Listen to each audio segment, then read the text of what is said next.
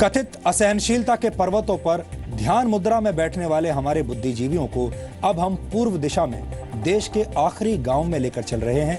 ये एक ऐसा गांव है जिसकी आंखों के सामने चीन की चमक दमक है और पैरों के नीचे सख्त सच्चाइयों वाली जमीन है। इस गांव का नाम है मनीगोंग।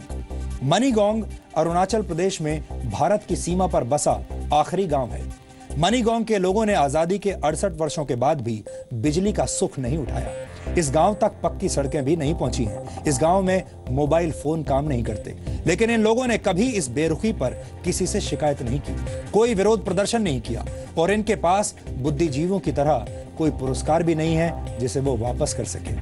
अपनी राष्ट्रवादी रिपोर्टिंग की मुहिम के तहत जब जी न्यूज भारत के आखिरी गांव मनीगोंग पहुंचा तो वहां के लोगों के चेहरों पर इस बात को लेकर निराशा दिखी कि इतने वर्षों में भी उन्हें वो नहीं मिल पाया जिसके वो हकदार थे।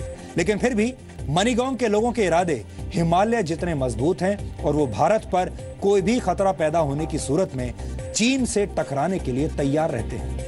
मनीगोंग में पक्की सड़कें, बिजली और स्कूल कॉलेज तक नहीं है, जबकि बॉर्डर के उस पार चीन के विकास का चक्का पूरी रफ्तार से घूम रहा है। चीन ने अरुणाचल प्रदेश समेत लाइन ऑफ एक्चुअल कंट्रोल, जिसे हम LAC भी कहते हैं, LAC के इलाकों तक सड़कों का पूरा निर्माण कर लिया है। चीन ने लाइन ऑफ एक्चुअल कंट्रोल के साथ 4057 किलोमीटर लंबे इलाके में पक्की सड़कों का जाल बिछा दिया है।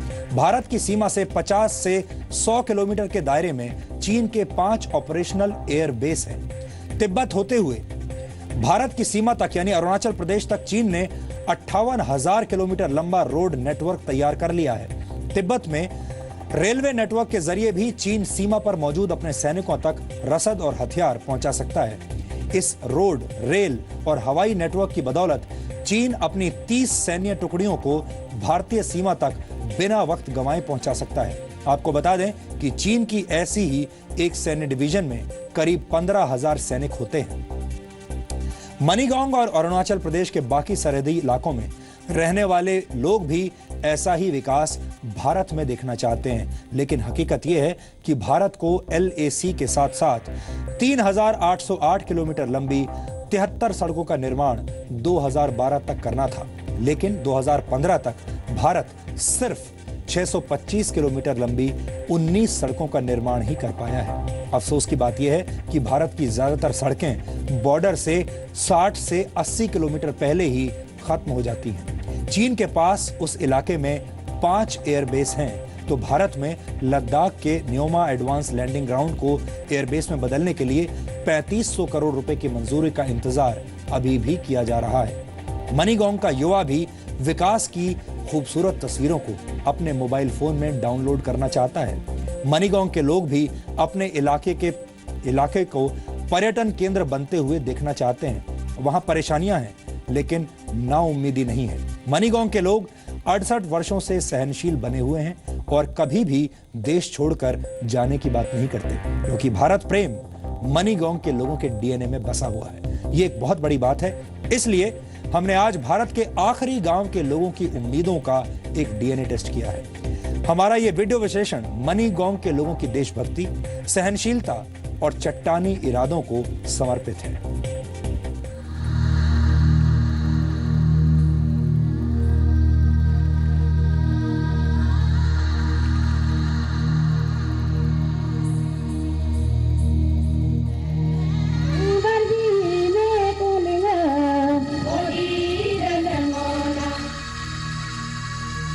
ये वो जमीन है जहां सूरज सबसे पहले हिमालय का माथा चूमता है।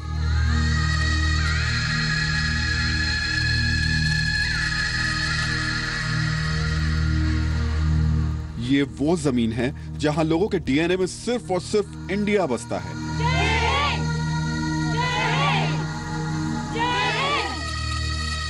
ये वो जमीन है जहां पहाड़ के उस पार चमकता हुआ चीन है।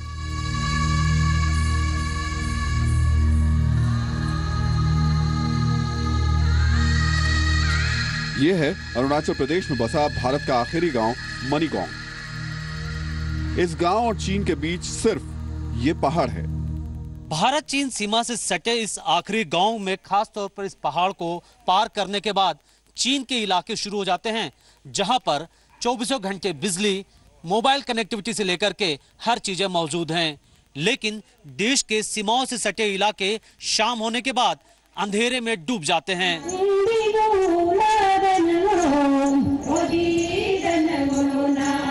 आप इसे भारत के सबसे सहनशील गांव में से एक कह सकते हैं।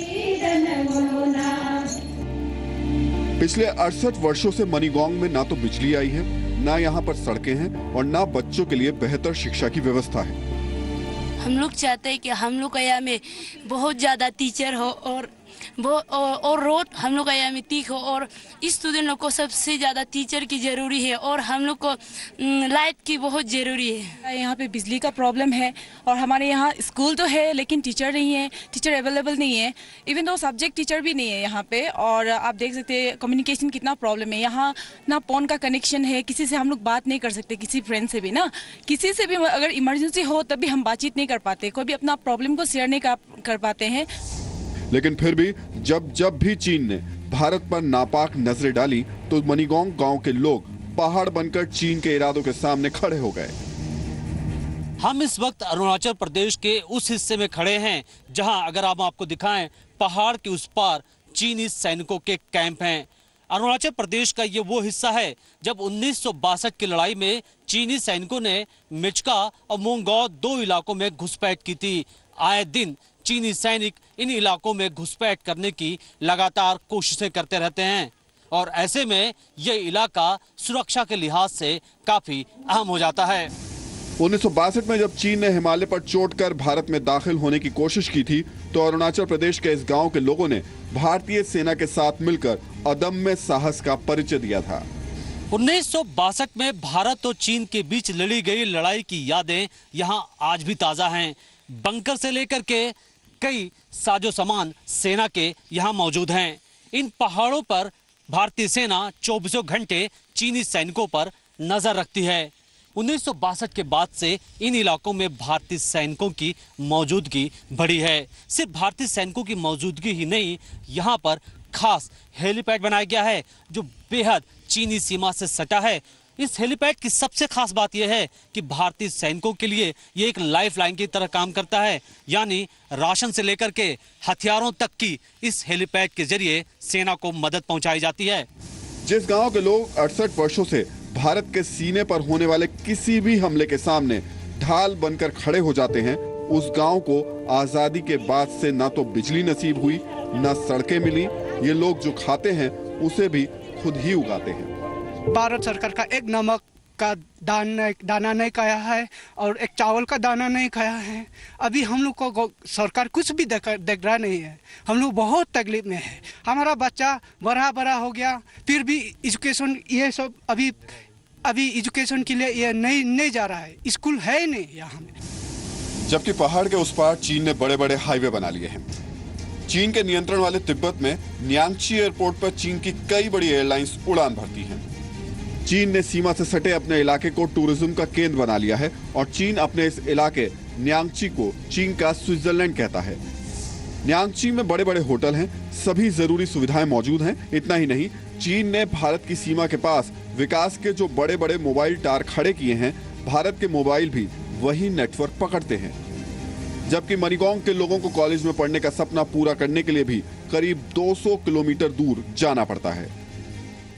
हम चाहते हैं कि हम भी कॉलेज आगे बढ़ेगा ना, लेकिन यहाँ में कमजोरी होने का कारण से हम लोग आगे नहीं बढ़ पाते हैं। टीचर का कमी का वजह से हम लोग आगे नहीं बढ़ पा रहे। इसीलिए हम तो चाहते हैं कि हम भी बड़ा आदमी बनेगा ना, दुनिया के साथ चलना चाहते हैं हम भी। डिग्री कॉलेज सुना यहाँ से काफी दूर है, कितना किलोमीटर दूर है? बहुत दूर है। यहाँ में टाउन बोलने से 200 किलोमीटर ऐसे कुछ है यहाँ से डिग्री कॉलेज के लिए। वहाँ से हम लोग को जाने के लिए बहुत तकलीफ होता है ना, इसीलिए कोई यहाँ का लोग मैनेज नहीं कर पाते हैं। यहाँ का जितना पुअर वाला कंडीशन और कारण से कोई भी डिग्री कॉलेज पहुँच ही नहीं पाते। राशन का भी बहुत प्रॉब्लम है यहाँ पे। यहाँ हम हेड लोड लेके आते हैं या पीडीएस सिस्टम से, लेकिन वो भी बहुत पुअर है। तो सरकार से यही गुजारिश है कि अगर ये सब सिस्टम और ये सब सुविधाएं हमको मिल जाए तो और बढ़िया, बहुत बढ़िया होगा। 1962 से पहले तक हिंदी चीनी भाई भाई के नारे लगते रहे और मनीगोंग में बसे लोग विकास की ब्रह्मपुत्र के किनारे बैठकर उम्मीदों का वो बांध बांधते रहे जो हर बार चुनाव बीत जाने के बाद टूटता रहा है। नहीं टूटा तो सिर्फ इनके सब्र का मजबूत बांध। हाँ, अभी तो देखने से ऐसा लगता है कि ये मोदी सरकार आने के बाद धीरे धीरे डेवलपमेंट जरूर आगे बढ़ेगा ना। इसलिए हम लोग ये आशा रखते हैं कि आगे जितना भी हम लोग का प्रॉब्लम है वो आगे बढ़कर मोदी सरकार के थ्रू एक अच्छा डेवलपमेंट विलेज ये टाउन भी बन जाएगा, ऐसा सोचते हैं। ये बॉर्डर एरिया के लिए कुछ साथ देने का बहुत साथ देने के लिए हम लोग इसको उम्मीद करते हैं मोदी सरकार को। हम लोग का बॉर्डर एरिया को हर चीज का कमी होने नहीं देना है, साथ देना है, इसके लिए उम्मीद करते हैं। हाल ही में केंद्रीय गृह राज्य मंत्री किरण रिजिजू ने अरुणाचल प्रदेश में सीमा पर बसे गांवों का दौरा किया और भरोसा दिलाया कि जल्द ही तस्वीर बदल जाएगी और मनीगोंग से भी चीन के न्यांगची की तर्ज पर जल्द ही विकास की सड़कें बाकी भारत को इस इलाके से जोड़ देंगी। हमने यहाँ पर देखा कि तमाम जो बुनियादी जरूरतें हैं उसकी अभी भी कमी है। किस तरीके से आप इसको देख रहे हैं? भारत सरकार ने कभी ध्यान दिया ही नहीं ऐसे जगह में। अभी तो हमारा सरकार आने के बाद ही हम लोग ने इसको सड़क बनाना सारा काम हमने शुरू कर रहे हैं। काम पहले होते थे इतना धीरे से होते थे कि लोगों तक वो विकास पहुंचते नहीं थे। आज यहाँ पे एक फेस्टिवल है और ये देखिए यहाँ ये चीन है, ये पहाड़ के पीछे चीन है।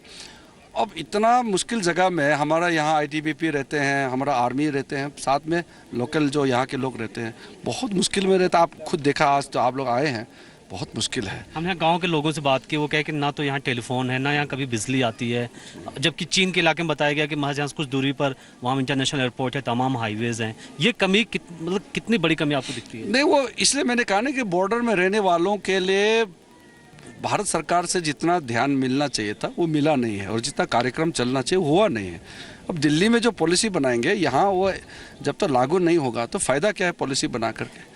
हमारा सरकार आया है, अब ये जो जितना भी हमारा सीमा से जुड़ा हुआ जितना इलाका है सबका हम लोग ध्यान दे रहे हैं और अब धीरे धीरे आगे बढ़ रहे हैं। वैसे चीन से सटी सीमा के आखिरी छोर पर बसे भारतीय गांव पर चीन निर्मित एक और खतरा मंडरा रहा है और ये खतरा है ब्रह्मपुत्र नदी पर चीन के तिब्बत में बन रहे बांध।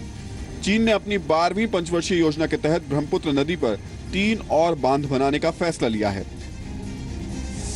तिब्बत में ब्रह्मपुत्र नदी पर बना जांगमू बांध शुरू हो चुका है। खतरा इस बात का है कि युद्ध की सूरत में चीन इन बांधों से पानी छोड़कर उत्तर पूर्व के बड़े इलाकों में भारत और भारतीय सेना के लिए संकट खड़ा कर सकता है। अरुणाचल प्रदेश समेत कई राज्य भारत सरकार पर इस बात का दबाव बना रहे हैं कि चीन से बात करे और इस बांध को बनने से रोके, लेकिन चीन जिस तरीके से बांध के काम में तेजी से लगा हुआ है उससे ऐसा लगता नहीं कि वो उस बांध के काम को रोकेगा। मनीष शुक्ला, जी मीडिया, अरुणाचल प्रदेश। तो ये भारत और चीन के बॉर्डर पर बसा भारत में आखिरी गांव था जहां तक हमारी टीम पहुंची और पहाड़ के उस तरफ चीन है और पहाड़ के इस तरफ हमारा देश और ये गांव है और दोनों में जमीन आसमान का अंतर है। हमारे देश के मीडिया के कैमरों में अक्सर देश के उत्तर पूर्वी इलाकों की तस्वीरें दर्ज नहीं होती, लेकिन जी न्यूज असली और सच्ची राष्ट्रवादी रिपोर्टिंग के लिए दिल्ली से 2623 किलोमीटर का सफर तय करके देश के आखिरी कोने में पहुंचा और वहां के लोगों की आंखों में बसी उम्मीदों को आप तक लाने की कोशिश की। ऐसी रिपोर्टिंग बड़े बड़े शहरों में एयर कंडीशन कमरों और सेमिनार हॉल्स में बड़े बड़े नेताओं से दोस्ती करके वहां बैठकर नहीं की जा सकती। हम चाहते हैं कि मोदी सरकार तक मनीगोंग के लोगों की बात पहुंचे और यही वजह है कि हमने ये विश्लेषण आज आपके लिए किया। अरुणाचल प्रदेश का मनीगोंग दिल्ली से 2623 किलोमीटर दूर जरूर है, लेकिन इतना दूर भी नहीं है कि वहां के लोगों की जिंदगी में झांकने की कोशिश न की जा सके। उम्मीद है कि मनीगोंग के मन की बात का यह डीएनए टेस्ट देश में उन लोगों के मन में भी वैचारिक भूकंप के झटके पैदा करेगा जिन्हें दिल्ली से आगे किसी का दर्द दिखाई नहीं देता, फिर भले ही उस दर्द की ऊंचाई पहाड़ जितनी ही क्यों ना हो।